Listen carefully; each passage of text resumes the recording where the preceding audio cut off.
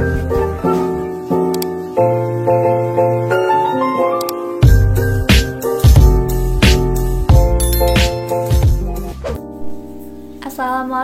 warahmatullahi wabarakatuh. Perkenalkan, nama Daniati Ginayanti, NIM 2010016 dari Program Studi S1 Pendidikan Guru Sekolah Dasar Universitas Pendidikan Indonesia Kampus Tasikmalaya. Pada penayangan video kali ini, saya akan menjelaskan materi mengenai pendekatan dan model pengembangan kurikulum. Diperhatikan, didengarkan, dipahami ya teman-teman. Nah, dari pendekatan dan model pengembangan kurikulum di sini ada definisi pendekatan. Nah, adapun definisi dari pendekatan kurikulum adalah seperangkat rencana dan pengaturan mengenai tujuan, isi, dan bahan pelajaran serta cara-cara yang digunakan untuk mengatur kegiatan pembelajaran untuk mencapai tujuan pendidikan tertentu. Dalam studi tentang kurikulum, sering dipertanyakan jenis pendekatan yang digunakan dalam pembahasan atau penyusunan kurikulum tersebut. Penggunaan suatu jenis pendekatan atau organisasi pada umumnya menentukan bentuk dan pola yang digunakan oleh kurikulum. Dalam hal ini, pendekatan dapat diartikan sebagai titik tolak atau sudut pandang seseorang terhadap suatu proses tertentu. Pendekatan merujuk pada pandangan tentang istilah terjadinya suatu proses yang sifatnya masih sangat umum. Dengan demikian, pendekatan pengembangan merujuk pada titik tolak atau sudut pandang secara umum tentang proses pengembangan kurikulum. Nah, yang kedua ada definisi model pengembangan kurikulum. Model pengembangan kurikulum adalah model yang digunakan untuk mengembangkan suatu kurikulum, di mana pengembangan kurikulum dibutuhkan untuk memperbaiki atau menyempurnakan kurikulum yang dibuat untuk dikembangkan sendiri, baik dari pemerintah pusat, pemerintah daerah, atau sekolah. Yang ketiga ada definisi pengembangan kurikulum.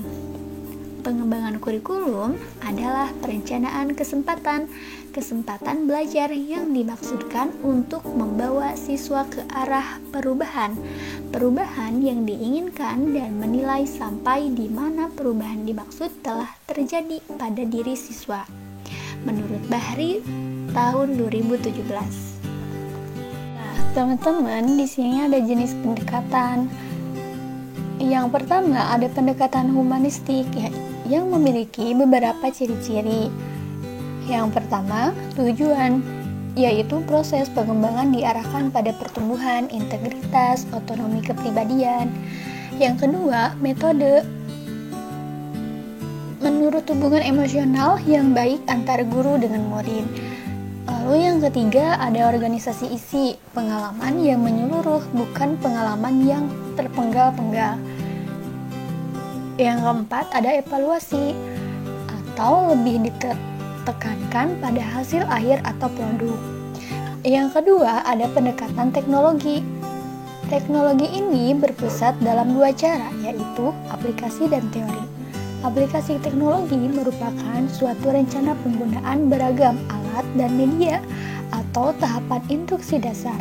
Sebagai teori, teknologi yang digunakan dalam pengembangan dan evaluasi materi kurikulum dan instruksional.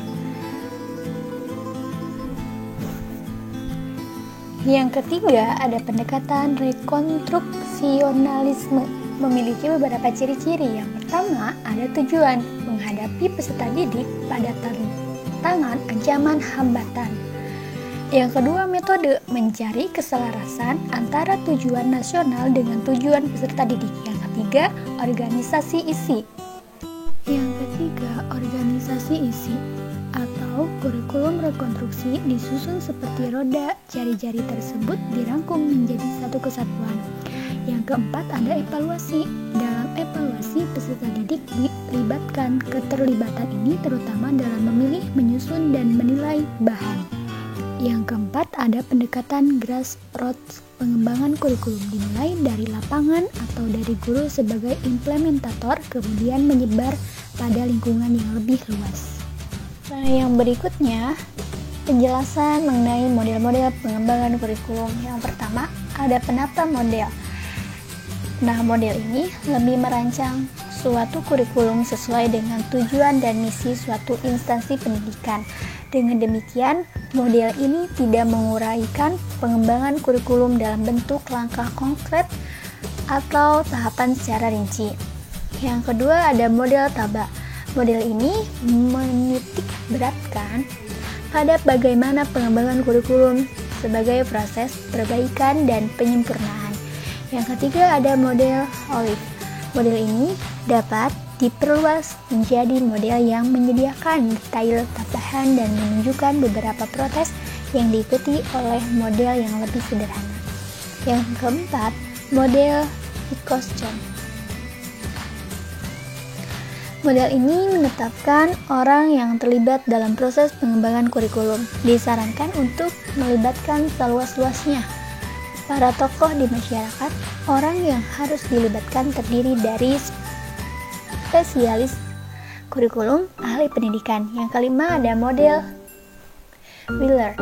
Pengembangan kurikulum merupakan suatu proses yang membentuk lingkaran. Proses pengembangan kurikulum terjadi secara terus-menerus. Yang keenam ada model NICO. Model ini digunakan apabila ingin menyusun kurikulum baru yang diakibatkan oleh terjadinya perubahan situasi.